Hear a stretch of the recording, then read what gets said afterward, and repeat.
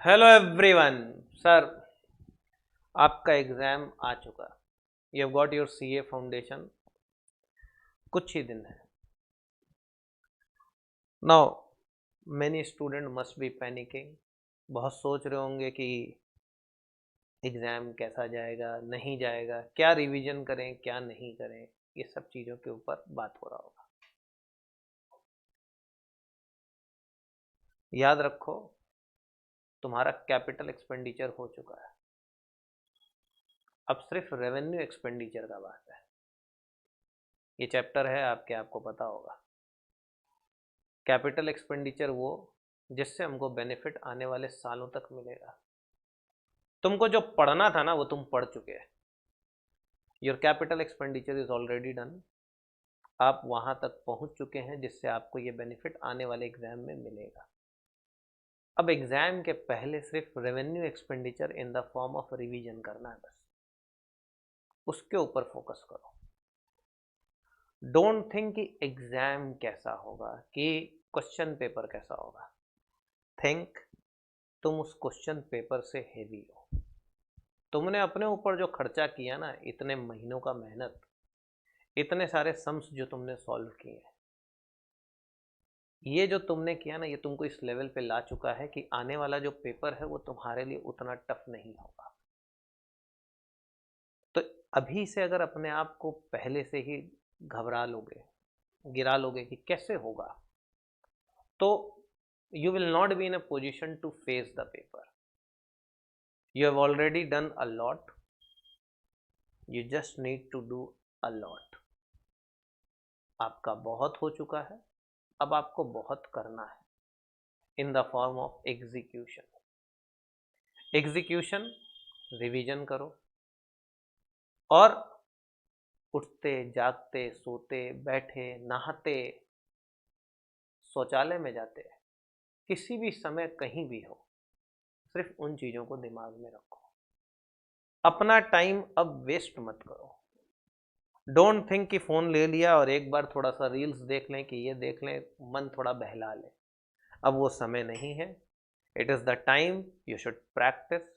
Practice in the sense sums नहीं बनाने, उनको देखो कहाँ कहाँ तुमसे क्या गलती हो सकती थी, उनको रिकैप करो, उनको रिवाइज करो एंड उसके बेसिस पे अपने आप को प्रिपेयर करो। एग्ज़ाम हॉल में जाना समय से पहले एंड कैरी 2 कैलकुलेटर्स प्लीज़। कई बार ऐसा होता है कि एक कैलकुलेटर ख़राब हो जाता है और आदमी उस थोड़े से चीज़ से पैनिक करके फेल हो जाता है। अपने आप को कोई ऐसा मौका मत दो जिससे कि तुम फेल हो जाओ। रिमेंबर, आज जो तुम अब आने वाले 10 दिन मेहनत करोगे, उससे तुम्हारा 6 महीना बच जाएगा। अगर तुमको ये 6 महीना बचाना है तो ये 10 दिन तुमको पूरा मेहनत कर लेना चाहिए। अभी भी अगर तुमको लगता है ना तुम पास नहीं हो सकते, कि अब टाइम बहुत कम है, मेरा कैसे होगा, तो टू बी वेरी फ्रैंक, जो आदमी तुमको पढ़ाया है, या मैं अपने बारे में बोल रहा हूँ, जब हम एक स्टूडेंट थे ना, तो हम है ना एग्जाम के टाइम में ही सबसे ज़्यादा पढ़े।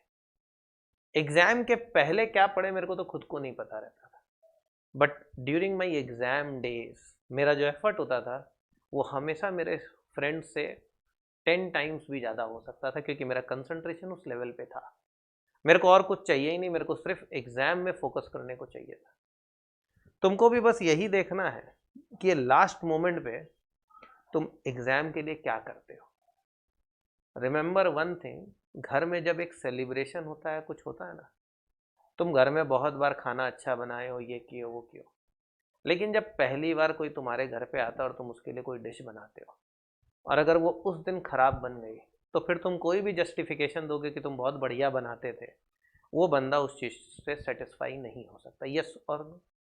तो same goes with your exam. तुमने आज तक कितना पढ़ा और कितना रिवाइज किया वो मैटर करेगा ही नहीं अगर तुम्हारा एग्जीक्यूशन सही नहीं हुआ।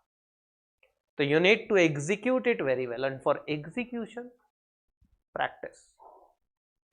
पेपर सॉल्व करो, सिर्फ पेपर सॉल्व, और कुछ मत करो। डोंट इवन थिंक हम ये भूल गया होगा, क्या करें नहीं करेंगे, कुछ नहीं भूला है तुम। सबकॉन्शियस माइंड में सब कुछ सेट है। आप सिर्फ पेपर सॉल्व करिए और टाइम के अंदर करिए। You need to do that 100 marks paper in 3 hours. Remember this thing. You know BRS, you know consignment, you know every topic, but the problem is that the time management is going to kill you. आप वहां पे जब वो 20 number का सम लेके बैठोगे या 10 number का सम लेके बैठोगे तो तुम घर में उसको बैठते थे तो आराम से करते थे 40 मिनट में। वो आराम वहां नहीं रहेगा, वहां हाथ से पसीना छूटने वाला है। ठंड में पसीना कब आता है ना, तो ठंड में पसीना एग्जाम के टाइम पे आता है, when you are sitting in the exam hall। तो you must know कि उस समय तुम जो एफर्ट दे रहा है उस समय तेरे को उसको उस टाइम में करना है। उसके लिए तुम अभी पसीना बहा ले तो वहां पे कम निकलेगा। अभी सिर्फ एक ही प्रैक्टिस कर कि 3 घंटे में कैसे होगा।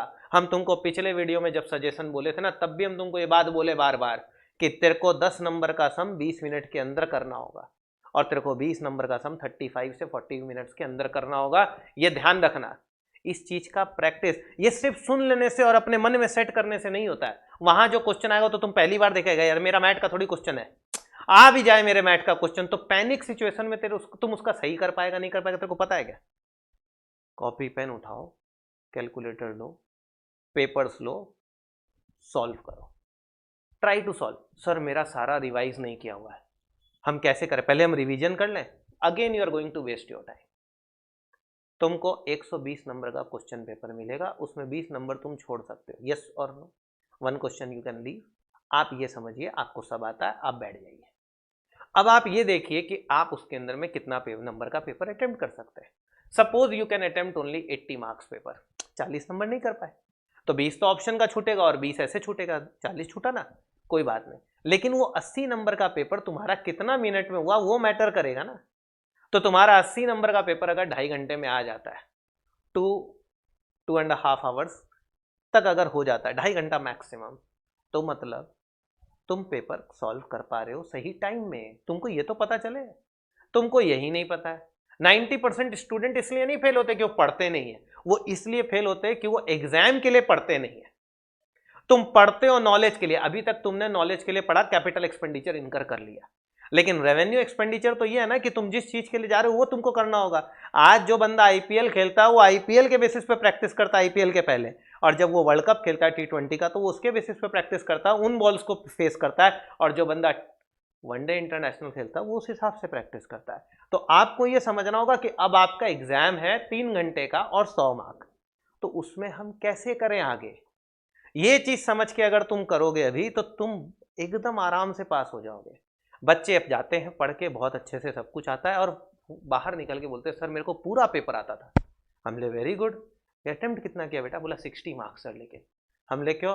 बोला सर टाइम मैनेजमेंट सही नहीं हुआ, मेरे से मिस्टेक हो गया, हम क्वेश्चन गलत सेलेक्ट कर लिए। उसका आंसर भी मेरे को गलत मिलता है कि उसने क्वेश्चन गलत सेलेक्ट कर लिया ना, तुमने प्रैक्टिस ही नहीं की थी उस चीज के लिए। क्वेश्चन कभी गलत सेलेक्ट नहीं होता, उस क्वेश्चन में एक्स्ट्रा टाइम लगने से वो सिलेक्शन गलत हो जाता है। Remember this thing, thought process को सही करो।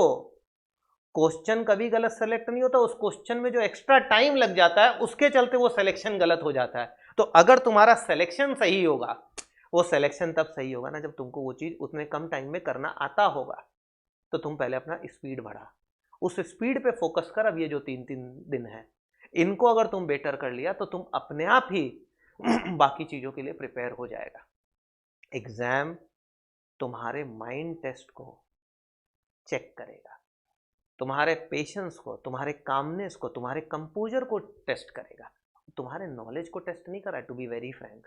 क्योंकि हर बच्चा जो सीए फाउंडेशन में जा रहा है वो क्लास 12 पास करके जा रहा है, और जो क्लास 12 पास किया अच्छे से पढ़ के उसको पार्टनरशिप आता है, उसको sir G capital revenue expenditure, उसको बीआरएस भी आता है, उसको इन्वेंट्री भी आता है, उसको 75% से ज़्यादा चैप्टर्स तो ऑलरेडी आते होंगे। सोच के देख, इशू ऑफ शेयर्स और सब कुछ आता होगा, बट फिर भी सर ये बता कि सिर्फ 15 से 25% ही क्यों पास होते हैं? क्योंकि बाकी 75 से 85% छोटे छोटे चीज़ों को लेके इरिटेट होते हैं, पैनिक होते हैं, घर में चिल्लाते हैं एग्जाम के पहले, क्योंकि उनसे खुद से कुछ नहीं हो पा रहा है तो किसी और पे तो कुछ करेंगे ना। वो फ्रस्ट्रेशन तुम्हारा तुमको वीक करता है। Maintain the composure, calmness, practice, try to solve the questions in that particular 3 hours, make yourself suitable for the exam. अपने आप को उस लायक बनाओ, उस बेसिस पे काम करो, तुम पक्का पास हो जाओगे, माइंड माई वर्ड्स। आपको ये चीज़ करना है। एंड हम आपसे फिर मिलेंगे, फिर बातें करेंगे। हम ज़्यादा समय नहीं लेंगे, अभी हमको जो तुमको समझाना था वो हमने समझा दिया। And if you need any kind of tips from me, you can definitely talk to me. Till then, do take care of your self and thank you sir, all the very best for you people. ये ध्यान रखना, exam आ रहा है and I want you all to clear. इस बार CA का result हमको खुशी होगा अगर 40% तुम लोग देता है तो। I will feel you people have understood something. Thanks.